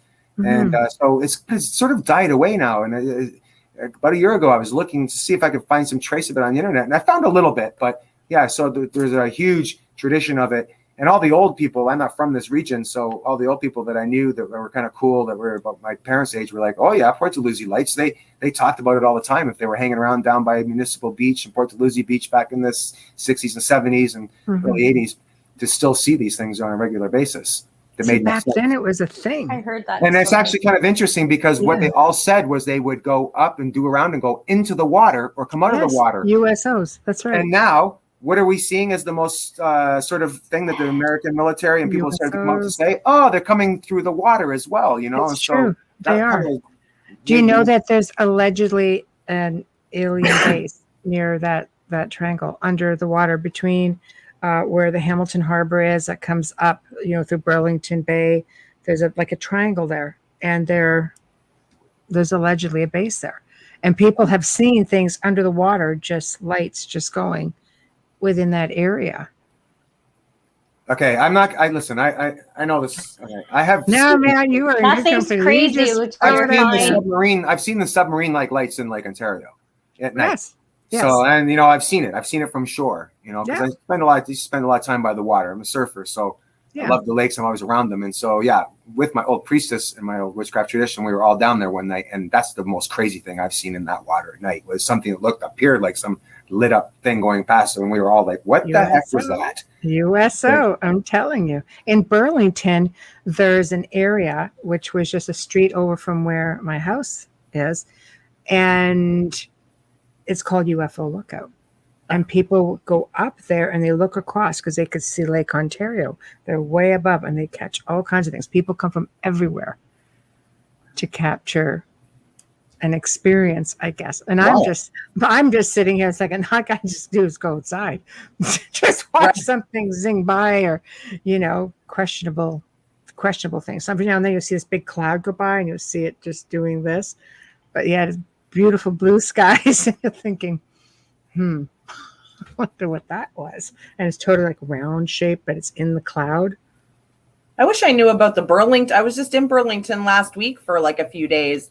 I wish I had known about that one. I would have. It's just off King Road. I'll give you the exact directions next time you go. Yeah, I just listed the house there, but it's just like everybody would go, and every now and then you'd get these weird black cars that would come up our road because it's a thoroughway, and you'd be just weird blacked out windows and blacked out lights at the back, and you're thinking you're freaking. You're looking for the next street over, you know. But we'd see them. It was just really, really strange. Cool. I want to go shopping at Cat's store. Yes, you do. Yes, you do. Oh my gosh! I you absolutely do. Shopping. Come over anytime. Anytime. She has wine. Yeah, I'll bring it to you. Don't worry about it. I'll bring it. All right. I'm just like, wow. After hours it is. So I like it. Well, no. So see, lots of good stories. Look at all this like fun stuff that we're just like learning from one another. Right. You know, there's also stories of other like interdimensional beings down along River Road. They just go flying across the road. And we had an experience one night coming back from a film shoot in Niagara Lake, and we were just driving up River Road. All of a sudden, this big thing went way over, and it went over the road. And I thought, it's as big as a deer, but it would have jumped over a stop sign. And you know how high those are? Mm-hmm. And when we looked over, we stopped and we looked over. First of all, nobody wants to be that guy, so everybody's quiet. We we look at each other, goes, okay, did you see that? Shit, yes. I didn't know what the hell that was. But there was a drop, you know, on the left side of us because we're coming towards here. There was a drop all the way down into the river. For a deer to jump, it would need to make, pick up speed. There was nothing. It was a sheer drop. I'm like, oh, maybe it's a plastic bag, you know, because it was iridescent, like translucent. And we stopped, we pulled over. There was nothing. It was just completely, there was nothing, just gone. Wow. It was like huge. Sure. There've been there's definitely some weird energy on River Road, like weird energy. Yeah. Even this house, something came through this house. It hit the neighbor's house, and literally like a car hit her. It's like, we're thinking he was trying to avoid this, because at the exact moment, same time, because we pegged the time remember, Amelia, we were doing a radio show, We were and then he doing a had to live run because show. the house got hit that day, and there was water coming in and all this stuff. Yeah. And anyway, something came shooting through the dining room window, and the whole window rattled, shot through here, and hit this window. It rattled. You know, we've had bright lights just shoot through the house, and it's like, Right. You don't You're want so to know what close goes to through it. her house. ET freeway. You don't want to know what goes through her house. Seriously. Oh, seriously, we were Yeah, just I like, do want to know. I want to Oh see my- it too. we just Gosh. laughed. He just looks at me and goes to the window. Goes, and he goes. Then I and he get just a looks text. at me. I'm just like, Yeah. Bubbly, I need you to tap don't in. know. I need you to tap in, Bubbly. I'm like, That's oh, one of God, those what's things. there now? It's like, No. what's there now? No, What's like, this to yeah. I'm just like, I don't know what that was, but we become so relaxed with it now. We're just kind of like, we just look at Yeah, each other and go, the texts are "That was different now. something, There's wasn't it?" like, there's something here. I'm just letting you know, but I'm fine. Like, no, I'm still looking. No, there's always things in the house. I'm just sort of like, but it lends to what you're saying. It's just maybe it's the area. There's just so much energy here, and it's just like a swirling. It's the everywhere. water. It's the Well, water. we're very close to the river, right? Yeah, it's the water. The water, Big the But power. Niagara, Big the vortex falls of are swirling. You just massive. nailed it. It's the swirling nature of things, and it's the chaos that comes along with it. And that's kind of what Tesla was tapping into. It's that sort of, power creating negative ions, swirling nature of the waters, the escarpment, funneling it all. It's just a vortex of power, and all of the different caves and the different, different levels of just, it's just such a unique place. Obviously it was very sacred at one point. Now it's very touristy, but somewhere amongst there's always been this tapping into the falls of this macabre sort of like fascination with the darkness of it and the power of it and the power of the region. But it is still very sacred. We go down there and leave put offering into the water, biodegradable things only. But it's fully, you tap into that power and you use it, and, collecting the water from the river. It's another one, Do you find it changes? Like coming in from Lake Erie, it has a very different feel as you approach the falls than it does, let's say, Lake Ontario. Oh, that bridge. Have you noticed that? Like it's got a real it's not balanced. It's just very the water coming in like from Lake Erie, the falls. It's totally way higher energy. Yeah. And way higher just vibrational stuff going on just from the sheer power of, the mother pulling that water over the falls, for me, it's a total, Mother Earth, Gaia, Mother Nature, the goddess. That is, her fury. It just shows the power of, if she doesn't want us here, we're not here. Right. Right. So and more so there than Lake Ontario, I think. But yeah, well, Lake Erie too. You nailed it. Also, it's like Lake Erie has this sort of like northern tropical sense to it. Like there's the beaches are so slightly different. There's islands, shoal islands, and there's a shallow lake. It's kind of almost, it's like the tropics of Canada, right? And then it goes over the falls, like Kat says. And then when you get to, it's fun to swim in both lakes in one day. I've done it lots. Then when you get into Lake Ontario, it's very deep. It's very dark. Different color. It's a different sensation. And so, like you say, the two energies are just, even though it's been purified through the power of the falls, when it comes out, it's still polar it's just opposite. like, these are two different bodies of water with two different total energies. It's very palpable. Yeah. So I guess when you're thinking rituals, you could do the same rituals in two different locations and end up probably with very different results. Different results entirely, Totally. For sure. Location. And don't forget too, Lake Erie is highly elevated. That's what the falls is. So you're in a different elevation. And then the falls is that pouring over. And then when you come down to the lowlands of Lake Ontario, because that's what the escarpment is, totally different. As you know, I live in St. Catharines. You live in the falls. There's those days in the early winter when I see all the cars coming to St. Catharines covered in snow. I'm like, what the hell's going on? Oh, they were up in the falls. Like, you drive up the top of the escarpment and there's snow, right? Where some days it comes plowing into St. Catharines and no one got snow in Niagara Falls. Like, that's the other thing about this region. We have a banana belt multiple microclimates. The weather look in at Fort Erie. is different than 40 years is Niagara Falls, which is ridiculous. different than St. Catharines, and then you get to Yeah. Hamilton at the very end, and that's where the storm zone is, right? Because it's just That's true. everything collides. So the weather In is different. Burlington, we'd get mists all the time. We'd be right in that little corner in the bay, and we'd go across from Toronto and just completely miss us. And I was spoiled for a long time.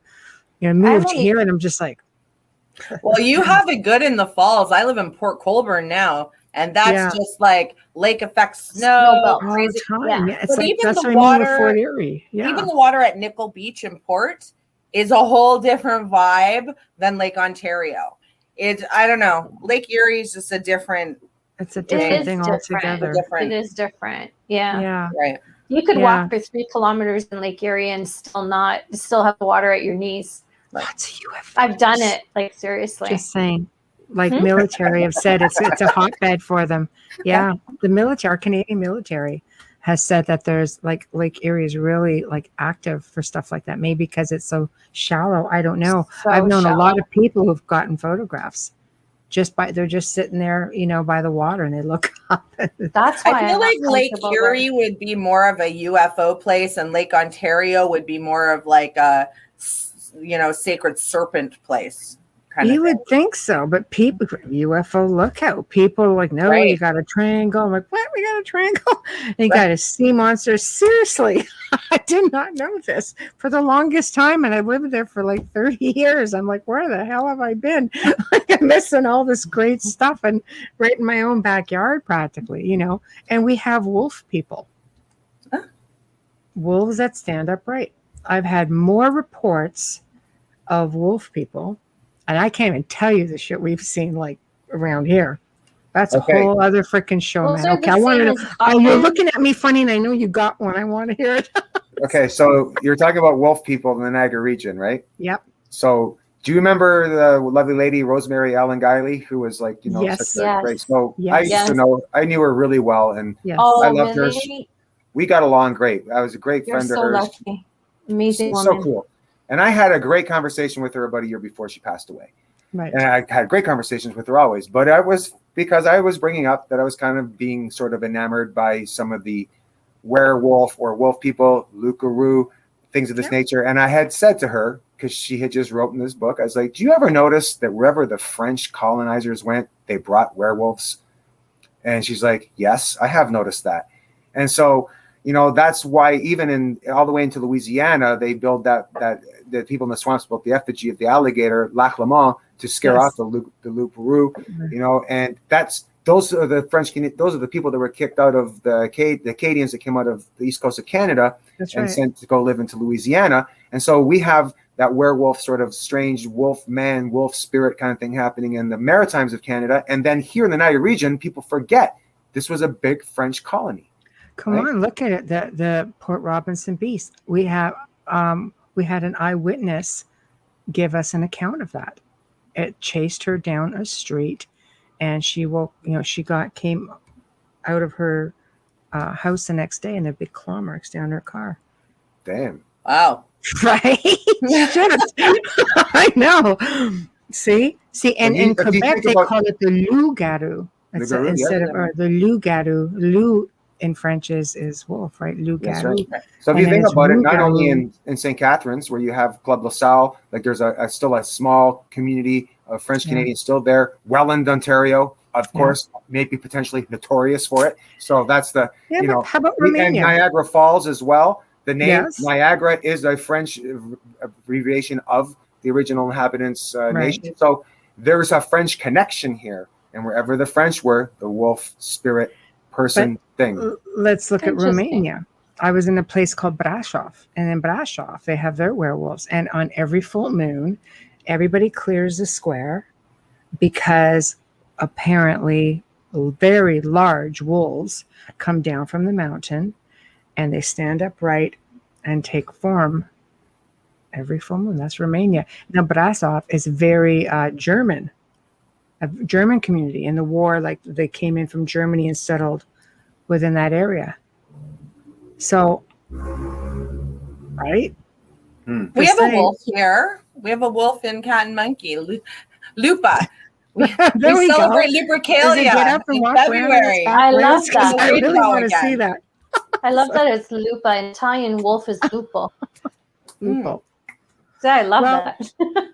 Dang it, it's already like 11. So promote yourselves. How do people find you? What do you have going on? Do it. Promote. Well, you can find us on, if you're in Niagara Falls, you can find us on Queen Street at Cat and Monkey Events, 4548 Queen Street. If you're on Facebook, you can find us at Cat and Monkey Events on Facebook, or Niagara Witches and Pagans on Facebook. We post everything to both groups. I'll post anything that's going on in the region that's, witchy or anything that's, esoteric, anything like that on that page. You can go to catandmonkeyevents.com, which hasn't been updated lately because we don't have anything going on right now, but it will be, and any events that are going on will be posted there as well. Yes. And yeah, that's where you can find me. Share your pages. Share your page. I'm easy. So don't let that get around. Harry Potter. You just type up Utu. Utu Witchdoctor. I don't have a website. I don't need it. I don't want it. So, but my Facebook page is wide open. I'm one of those people. I spend a little bit of time, finding old accounts and getting rid of them. So I'm lucky. I haven't surpassed my limit, which is remarkable. But yeah, Utu Witchdoctor. You type that up, you're going to find any of my social media sites. I do get tons and tons of messages from people I don't know. I do go out of my way at times to try to answer them. And Dragon Ritual Drummers, same thing. You just type up Dragon Ritual Drummers, any of those sites. I'm the one monitoring them, and you can just find me there. And yeah, for sure, between myself, Cat and Monkey, or people in the Niagara region will see, at least by early August, things starting to happen again. Events starting to happen that people can come to and, sort of, like you said earlier, take it in while we can in case it gets taken away. Exactly. Well, and in the meantime, before there's events, if you want to come shopping and you want some retail therapy or to buy some herbs or anything for your spell work, come on in here. I shall. See, it opens tomorrow. We're sharing both of your links. Yes. Definitely sharing both. Yeah, please tag me in any of your events, anything that you've got coming up, because definitely, if I'm in town, I definitely would love to be there. So I'd love to check out the drumming also. So please tag me. I'd be great. I know we both can't thank you guys enough for having us on tonight. And this was great. Just touched the whole subject, of the UFOs in the region, and the wolf is like, whoa, I need another hour for this one. Believe you me, we could do it too. I know for a fact that while you guys are correct, we're on the right show to talk about this stuff. I know there's some fans or friends of mine that are listening to this, or people are like, what the hell? I didn't know he was into this crazy stuff. That's it. Exactly. What did he just say? We didn't even get to using the crystal grids and stuff to call the aliens and them, or we're booking into January, but if you're patient with us, we could do it again, and we could concentrate on a lot of that. And the cryptids. That would be great. That's cool. Yeah, okay. that'd be fun. I'd love to read a couple of comments so you guys can hear. Zach Ben says, fantastic show. Thank you, Cat and Utu, for joining us tonight. Please come back. You are awesome. Have a good night, everybody, and a safe weekend. That's from Zach. And Wayne Mello says, great show once again. Thank you so much for coming on and sharing so much of yourselves with us. We love Thanks so much for having us. And Michael Bowman, I'm glad you like my sound. So nice meeting you. So perfect. So I will be in touch then, and I will be in touch with the date, and we'll do it. It's a bit of a wait, but I think it'll be worth it. Oh yeah. Hopefully we can get together before then. Oh, well, that'll happen. Yes, let's do it. Take care of that power spot, and I got some shopping to do. Just saying. Right? Come on by anytime. Thank you. I look forward to seeing you guys. Thank you so much. You guys too. Much love. Thank you. Bye. And back to you both. Night. So we've come to the end of another fantastic segment here on the Outer Realm. Thank you, everyone, for tuning in. Big thank you to our special guests, Utu Witchdoctor and Cat Thagard, our producer, Joe Montaldo, who is like the Wizard of Oz behind the scenes, And a huge thank you to Folgers Coffee for sponsoring tonight's show. Thank you. Thank you. So please remember to stop by International Public Radio, UFO, Paranormal Radio, YouTube channel, subscribe. Please find us at The Outer Realm on Facebook and Instagram. If you'd like to drop us a line, please do so at theouterrealmcontact@gmail.com. Again, theouterrealmcontact@gmail.com. Tune in next week as we have 2 more amazing guests. Wednesday, we welcome back Lynn Russell to the show. She'll be talking about near-death experiences. And Thursday night is another treat of the week as we bring back our dear friend and producer, Joe Montaldo. You know we're talking UFOs, right? That's all the buzz, disclosure. So we're going to definitely touch on some fun stuff. So also head on over to podcastawards.com. Yes, podcastawards.com. Look for us, The Outer Realm, under social and culture category, and go over to the People's Choice Award category. Yes, people, we've made it to the second level. Please vote for us. Make it happen.